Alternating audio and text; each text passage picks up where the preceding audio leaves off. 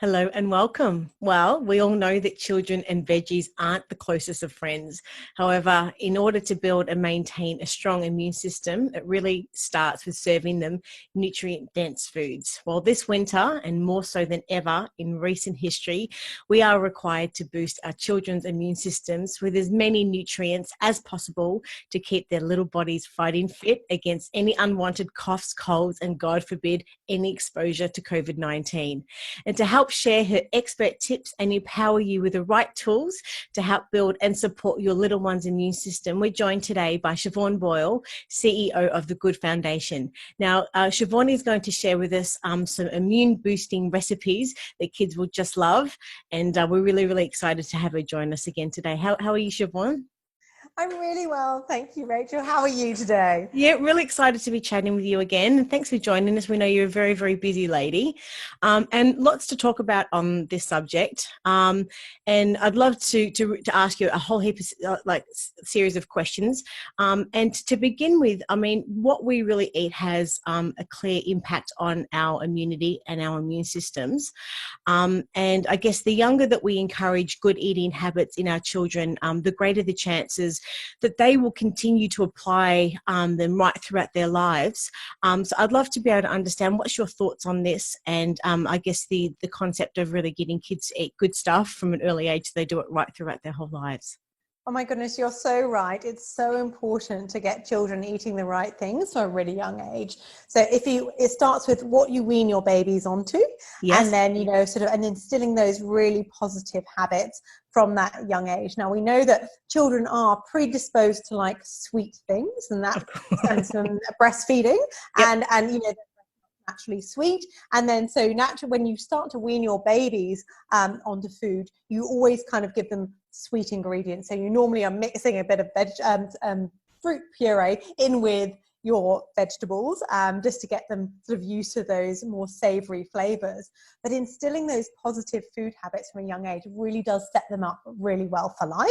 And, we know that it's those positive habits that will continue into adulthood. It's so important that it is ingrained from that young age. So it just becomes the norm. And so, they don't question it, but then also they find those things really delicious too. And they don't get used to eating sad processed versions of really what can be beautiful, healthy food.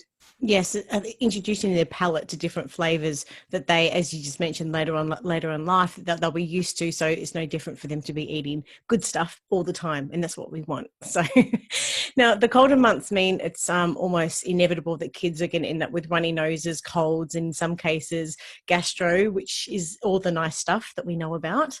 And many parents, I guess, may be thinking this particular year that it's about time to have a really good look at the foods that their family are eating, and how the foods actually affect their immune system. And I guess asking that question to themselves, are the foods that we're eating actually helping or hindering our health? So my question to you is, I guess, if parents want to make a positive change to their eating habits to help boost their children's and their own immunity this coming winter, really, where do they start?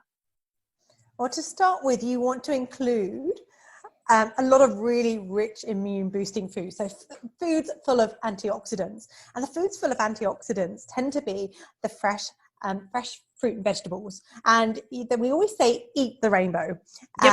And so eating the rainbow, eating of a wide variety of fruits and vegetables is the best way you can increase your immunity across the family.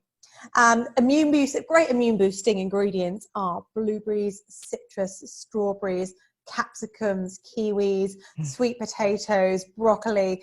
So you can already see by that list, I've covered, I think, most of the rainbow there.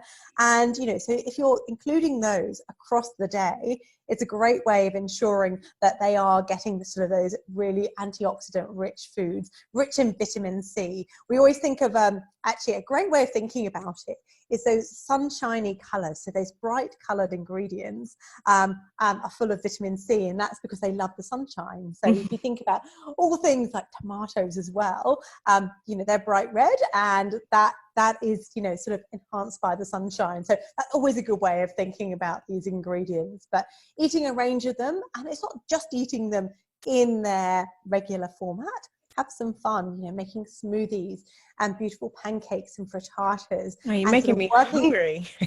oh gosh, I'm always hungry, but weaving them in to every meal is Yeah. so important.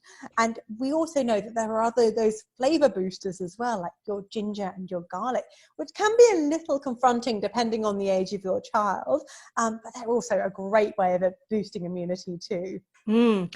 And as I always say, I guess prevention is better than a cure. And I guess that being said, that it actually takes time to build a strong immune system, and it doesn't sort of happen overnight. So, once we've started eating better, and I guess in order to continue eating healthy foods, in order to build up our reserves, could you maybe share with us your top kid-friendly immune boosting ingredients that we should be including in our meal plans to help, I guess, families constantly build their immune systems? Well, I've already listed a few with those beautiful fruits and vegetables, Yep. but some other ingredients that you might not think of as being necessarily immune boosting are ingredients like almonds and yogurt and salmon, which are also really good for boosting immunity. I mean, salmon's great because it's full of omega-3 fatty acids, and so that's really good for the brain. You've got yogurt, which is full of prebiotics, which helps Yep. with your gut health. And then you've got your almonds, which are full of vitamin E, and they're great, not just as almonds, but also to sneak into smoothies. And with all of those ingredients, if you combine those with all of those fresh fruit and vegetables, you've got like so many things you can do. So those are some of my top ingredient tips, as well as, including fresh fruit and vegetables with every meal. Yeah, and what about walnuts? I think I've read that they have a healthy amount of omega-3 and fatty acids. I wouldn't have thought that. You generally think, fish is omega-3, but walnuts actually have them too, apparently.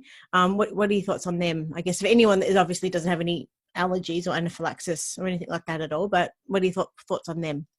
Oh, yeah, no, I think they're delicious, although a little confronting potentially for children sometimes, because That's walnuts have true. quite a strong flavour.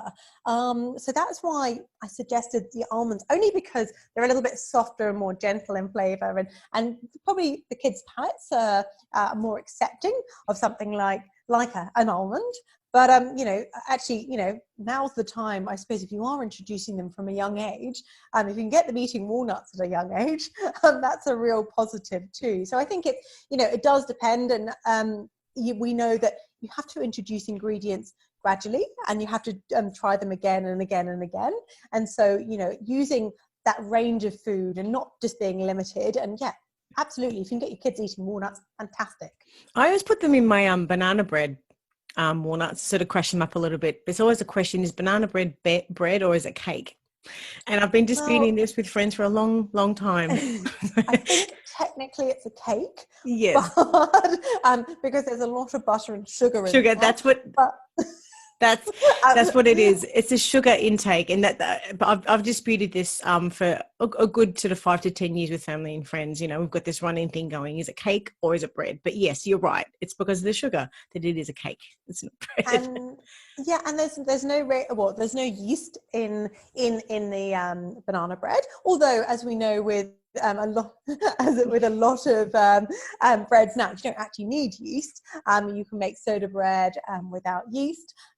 But classically, you would always think of bread having that sort of that raising agent in there, such as yeast. And so I would say that, and also the process of making banana bread, you actually you whisk your butter and your sugar together to cream it as you would a cake, and then you add in your eggs, whereas there's no kneading involved. So I think it's probably a technicality, but but it is delicious, isn't it? Let's be honest, it's so delicious. And if you are making it from scratch, it is something that's actually great to make for the kids as well.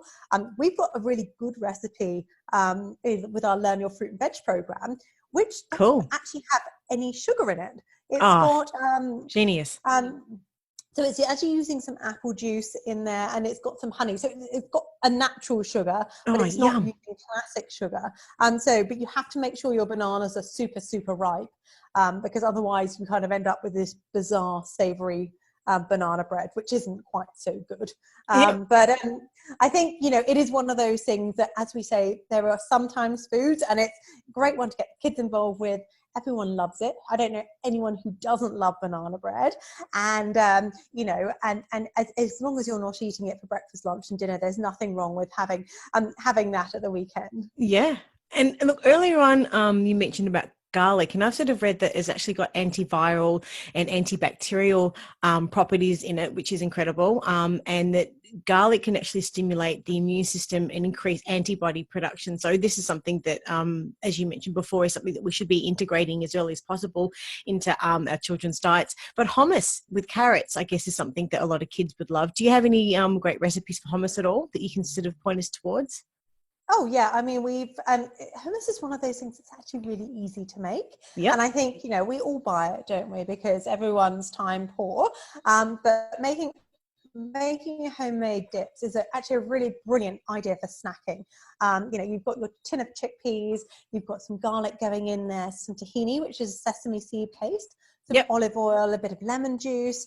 You blitz it up with a little bit of seasoning, and that's your hummus right there. So super easy. And then you can take it off on journeys with different flavor profiles. So if your family love a bit of chili, you could add a little bit of chili in, or you could put some smoked paprika in to take it off in a smoky direction, or you could add some fresh herbs as well to take it off in a totally different direction as well. So depending on your family preferences, the possibilities are endless.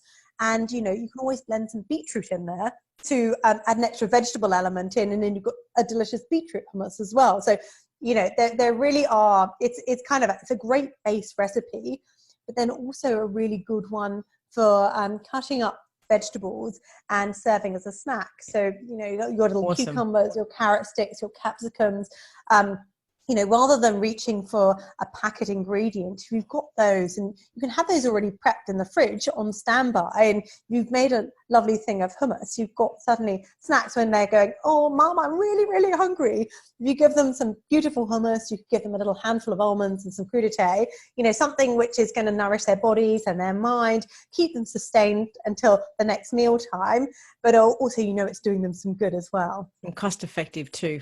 Just Oh a gosh, yeah. win-win-win. Oh Now, yeah, absolutely.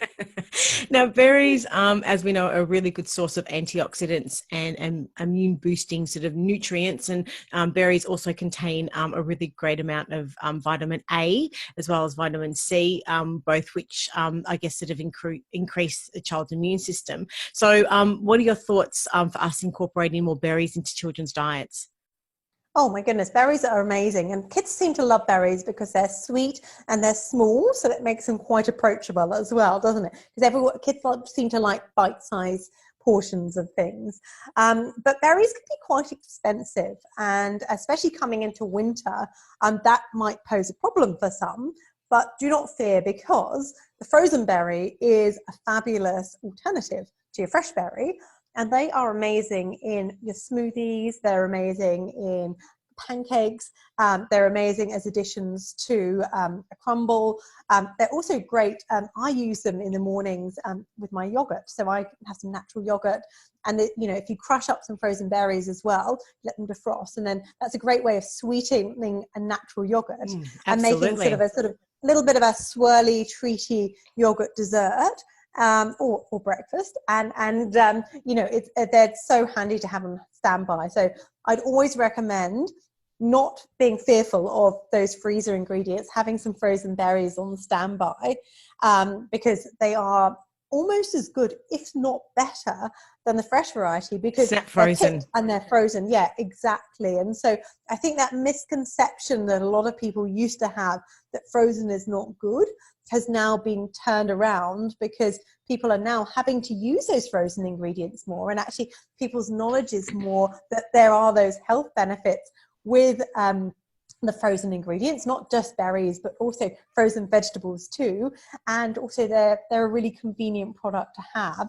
And it means that you've always got those immune boosting ingredients on standby in your freezer ready to go. And I'd love to ask you also about eggs, because we haven't really sort of touched on that at all. But I've been just doing some research and just reading around, and I understand that when someone is low in vitamin D, that they're open to obviously much more opportunities for a wide range of illnesses. And in winter, we all know that we lack vitamin D, and eggs are one of the only foods which naturally has vitamin D within it. And eggs are also include immune boosting ingredients such as vitamin B and also selenium. So all the good stuff. Now, what are your thoughts on incorporating eggs at the age when we actually know that children don't have any allergies to them? But what are your thoughts on sort of including eggs into, I guess, a daily sort of diet for children as much as possible? Oh, eggs are the wonder ingredient. They're one of the only complete sources of protein as well, which is very, very unusual to find in a protein, and they're so versatile. Actually, with our Ministry of Food program, the first course we teach is an eggs course, and we take people on a journey through eggs because they are brilliant. They're not only are they versatile, but they're also very cost effective as well. And you can take them in so many different directions. Not only can they be the hero of a dish, so you can have your scrambled eggs, your boiled eggs, your poached eggs, you've got omelettes and frittatas where the eggs are the main ingredient. You can then use them in your pancakes and your cakes and your muffins, and you can take them off in so many different directions. And so actually, when you think about it, actually eggs are incorporated in so many dishes that we consume on a daily basis and are amazing. We love eggs, and there are some very bad egg jokes that come out during our eggs class. I'll try not to sort of bring them out now. I don't think maybe just share one with us. Maybe just share one. Oh, that was excellent. Oh, okay, yes, okay. Yeah, I know. Apologies. That should have come with a disclaimer. Now, I'd love to know from your perspective, I guess, what are your most, I guess, delicious and immune boosting recipes that kids would love? Can you maybe share just a few of them with us? Yeah, well, so something like using salmon and turning those into beautiful little fish fingers. So making some homemade salmon fish fingers is a fabulous way of getting salmon into the diet for kids. And also, so you make your own little breadcrumbs and you coat them in some eggs and some flour and then your breadcrumbs and you cook them off. Great way of sort of getting those in there. For almonds, a beautiful smoothie. So almonds, bananas, and some milk, blitzed up. You could add some oats in there as well to make it more of a sort of breakfasty dish, but and a little bit of honey for that little bit of sweetness. So delicious. And then an absolute favorite and a total winner for kids is our 1 cup pancake recipe, which is fail safe. Anyone can do this. But it's a great way of sort of including your berries into your 1 cup pancakes. And so you use 1 cup of flour, and you can use either plain flour or self-raising, depending whether you like them flat or a little bit more raised. 1 cup of milk and 1 egg. They're really simple. And you whisk that together in a bowl, and then you fold through some berries, and then you cook them in a pan. And that is your 1 cup pancake recipe. Genius. So simple. Kids love it because they're like, oh my God, this is amazing. And who doesn't love pancakes? But by adding the berries in, you're kind of, getting them, making them super healthy and super delicious and super family friendly. But so we can include as many links as possible to, I guess, where you have all the recipes, and we'll have a chat about some recipes later on in the chat. But I'd love to know, on the subject of fruit in particular, I guess we have to be mindful of the sugar intake that children have each day. And that's it, I guess, we'd love to know from your perspective, what's your take on that, I guess, with the sugar intake, but ensuring they do have fruit to be able to support their immune system. So what are your thoughts on I guess, on that issue, or, sort of discussion that's sort of been around for quite a while now?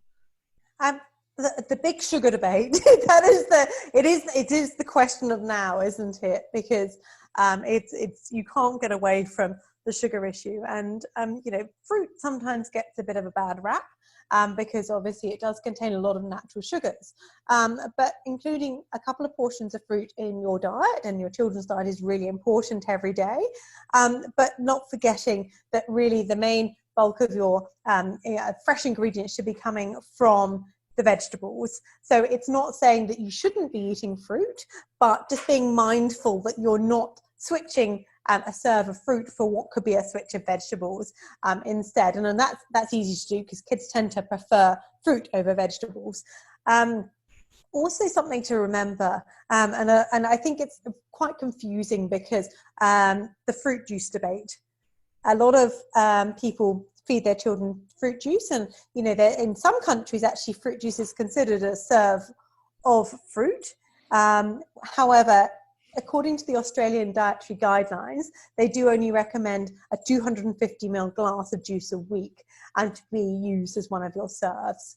The problem with fruit juice is not that it's bad for you, but if you can imagine, you've taken all of the fiber and all of the goodness out of that fruit, and you'd have to eat the equivalent of about 10 oranges to get that volume of juice. Wow. And so therefore, if you think, could I sit here and eat 10 oranges? I probably couldn't, because can you imagine the crazy sugar high you'd be on? I know. You'd also feel pretty dodgy, wouldn't you?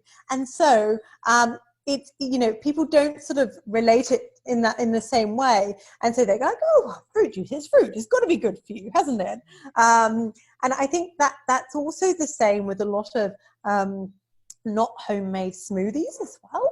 There are a lot of smoothie bars, and you go and you think you're doing the right thing, and you kind of go, oh well, I'm going to go ahead and have a smoothie, and so it's got mango and it's got banana and it's got berries and it's got all these wonderful things in, and they come in a tub about this size, and you're sucking on them and you think you're doing the right thing, but actually probably you're having 5 times the recommended amount of sugar. And thinking you're actually doing the right thing for your body and your family's body. So it's so confusing when things are kind of perceived as healthy, and then actually, but too much of anything isn't healthy. Yes. And it always goes back to that everything in moderation, because if you're only eating fruit, that means you're not eating a balance of everything else. So you've got to always think it pairs back to that balanced diet and that balanced plate, and making sure that you're including things from all of the main food groups so that you are getting that balance of nutrients, and it's not just focusing on one particular food group. Thankfully, I guess here in Australia now, like, we've sort of gone past all of the panic buying, all the stockpiling and all of that sort of stuff. But I'd love to know from your perspective, are there any cupboard or freezer ingredients that can be used instead of fresh ingredients, if for whatever reason people are having issues with accessing sort of, fresh supplies, or if there's limited supplies for whatever reason still these days? Yeah, absolutely. As I mentioned earlier, frozen veggies, frozen fruit are brilliant things to have on standby in the freezer. Also, some canned vegetable products are really good as well. Just make sure you check what they've been canned in. So sometimes the liquid they can them in is full of salt and sugar, so you don't want to be buying those. So it's always good to take a little bit of time to read the label and have a look at what is actually contained in what you're eating. And it's the same with canned fruit. Sometimes they're canned in fruit syrup, rather than actual natural juice. So sort of always make sure that if you look at the list of ingredients and you don't recognize a lot of them and they don't sound like they should be in there, you probably shouldn't be eating it. So that's a very good rule of thumb to go by. But we would highly recommend sort of having those frozen ingredients on standby, because they mean that you can add, if you've got a bag of frozen spinach, it's amazing for adding that into a pasta sauce or into a curry at the end. And that's a great way of sort of boosting that vegetable intake in that dish. And that you've always got that on standby in the freezer.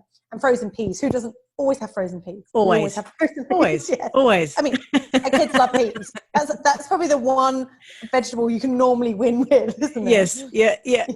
And look, I guess then we know that kids also love to snack throughout the day in between their major meals, and it's for a lot of busy parents and parents that are still probably juggling sort of homeschooling and or having the kids home and still having to juggle their job and working and just parenting 24/7. It can be a little bit too easy to fill their bellies with snacks with, I'd hate to say these words, but packaged and processed foods, but I just said it, sorry. So from your perspective, like, what are your thoughts on on, I guess, what families should be feeding their kids from a healthy snack perspective?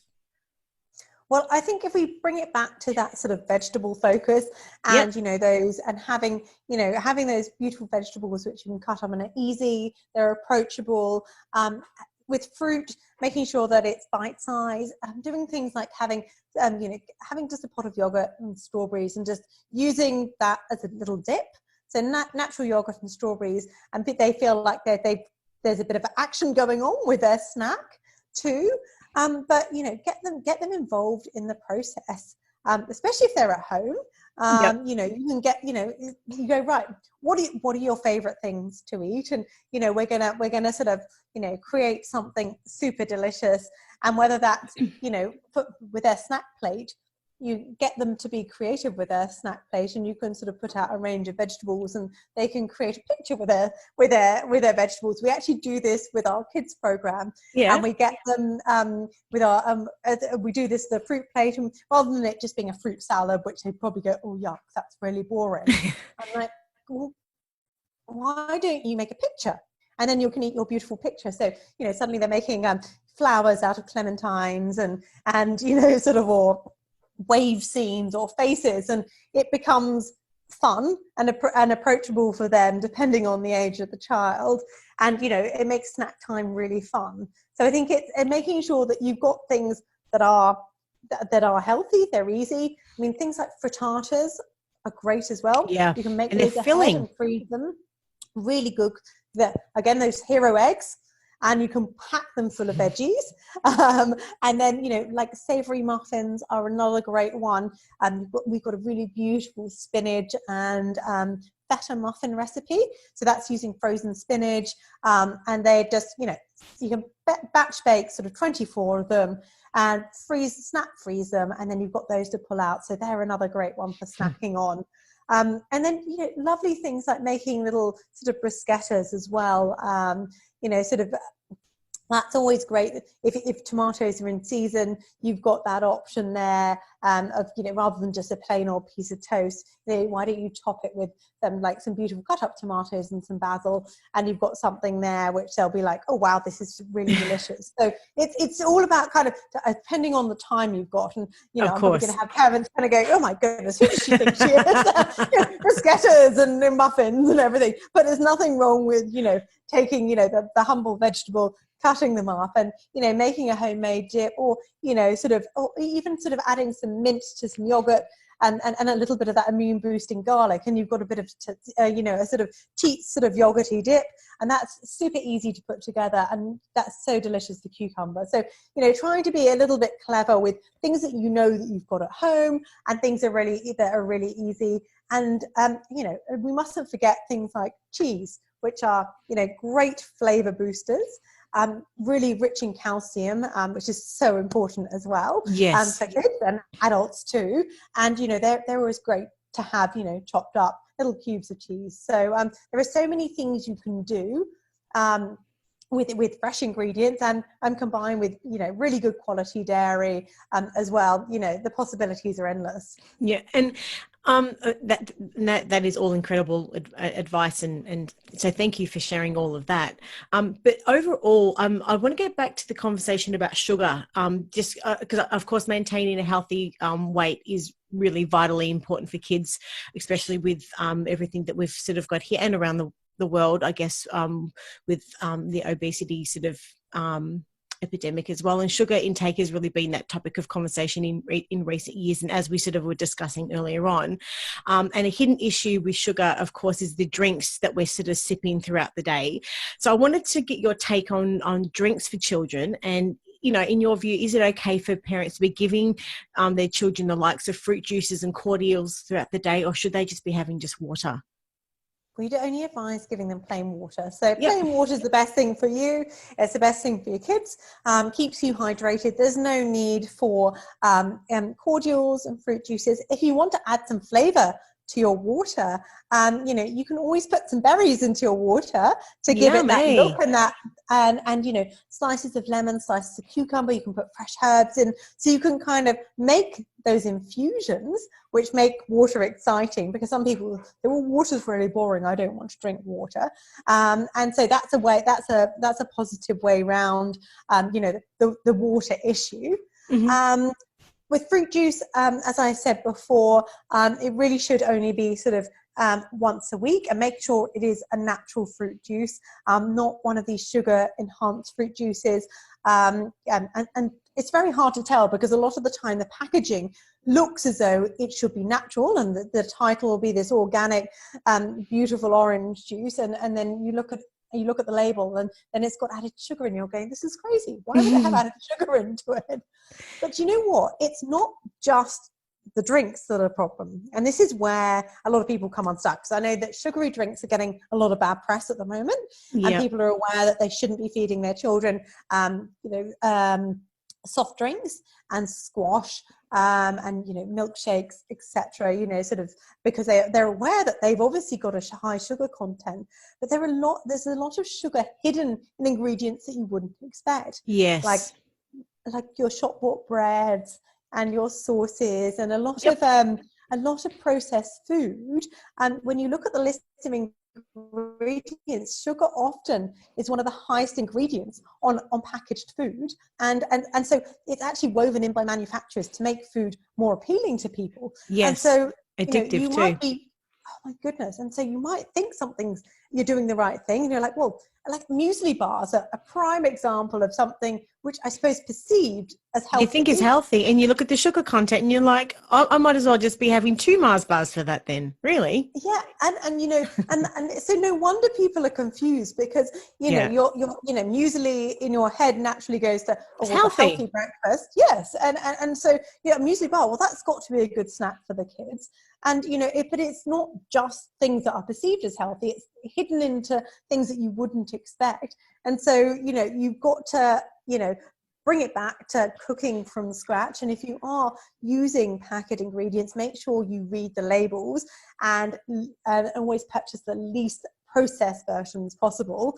And if you don't understand what the ingredients are on the label, and it's full of sugar and salt and additives that you don't numbers, want to see, there's just numbers. Oh my goodness, yes. and gums to hold things together. Yeah. I was looking at something yesterday, and we were comparing a homemade salad dressing, to a shop-bought salad dressing. And in a homemade salad dressing, 5 ingredients, and the shop-bought salad dressing had 17 ingredients listed. Get out of town.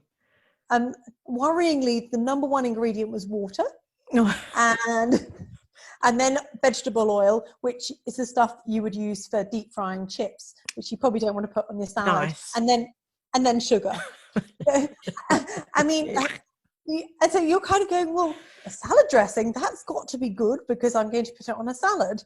But actually, yet again, sugar has been woven into something which it shouldn't be in. So, processed foods have a lot to answer for.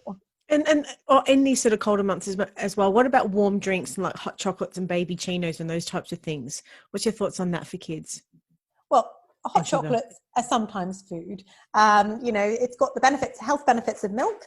And, we're not saying don't have a hot chocolate, but that you wouldn't have a hot chocolate every single day. And a baby chino is just frothed milk with a little bit of cocoa powder on top, or a little bit of drinking chocolate. So in the scale of things, they're pretty okay. You're much better off having something like that than, giving them a Coca-Cola or actually, sort of a fruit squash. Something like that. Yes, yeah. Exactly. Well, getting back to food, I guess not everyone is a great cook, and I guess that's okay because there's tons of inspiration out there. And of course, starting with Jamie's cookbooks and his TV series, which we all love and have for so many years. So I guess in addition to this, I believe that the Good Foundation and Jamie's Ministry of Food also offer an online program now with cooking lessons, and that they can teach how to cook delicious and nutritious meals using Jamie Olver's recipes, which we love, and as you can see with the book behind me, I love as well. So can you tell us a little bit about this and how families can actually access all of this good stuff? Yeah, absolutely. Well, we've had to react to the current status of the country with the pandemic, and we've actually moved our face-to-face programs online. And so we're now running our kids program, which is the Jamie Oliver's Learn Your Fruit and Veg program, for 3-year-olds to 12-year-olds, which is a hands-on, hands-in kids food education program where we take kids on a cooking journey. We teach, every class focuses on a different fruit or vegetable, and Oh, we keep it great. very seasonal. And we teach them about where it comes from, how they grow. We teach them some fun facts, some funny stories, and then we get them sort of smelling them, tasting them, and then making a really beautiful Heaven. non-heat recipe together. And so, we get them squishing, whether it's tomatoes for the bruschetta, or we get them squishing berries for a beautiful yogurt recipe. We've got actually one of the really surprising recipes we've got in our program, which always blows my mind, because I always think that kids won't like it. We've got this broccoli salad that we do, and I was like, who's going to eat a raw broccoli salad? I was like, that's going to be a really hard one to get the kids over the line with. But amazingly, sort of when you put the broccoli and the tomatoes and the feta and the pumpkin seeds together, and then you make this really yummy yogurt dressing, they're like, oh, this is really delicious. And I was amazed. I was like, this one is going to go down like a lead balloon. We're never going to get this one over the line. And yeah, so I think it's that whole involving the kids in the process and creating those positive food habits from a really young age, which gets them excited. And I know that if you involve them in the process, they're much more likely to at least try what they've made. And even if they don't love it at first, they're more likely to try new ingredients down the line. So it's a really sort of positive habit to instill. So that's our kids program. And so you can sign up online by going to www.jamiesministryoffood.com.au. Awesome. And if you have a look at our online classes, you can click on a picture actually of me, and that will direct you to our Learn Your Fruit and Veg classes that are currently running. And then our adult program, which is our Ministry of Food program, which is from 12 to 90 plus. That is where we take participants on a cooking journey. And we start off with our breakfast class, which covers eggs 4 ways. And then we take them through different recipes every week. And they sign up for an hour every week with this online format. And ahead of the class, we'll send them a list of ingredients and equipment that they need to set up the class. They have a wonderful food trainer who's in front of the camera like this, and they will then cook along with them. And so by the end of the 5-week period, they'll have new cooking skills, nutrition tips, obviously have learned some fabulous recipes. And the beauty of this online format means that they're interacting with potentially up to 100 people in these sessions every time. So you get to sort of meet some new people, and that socialization piece, which is so important right now, where people have been in lockdown for nearly 8 weeks. It's a great way of connecting with people, and we know that the power of food of connecting people. Again, similarly, like with the kids program, you can sign up if you go to jamiesministryoffood.com.au, and all of the details for our wonderful programs are on there.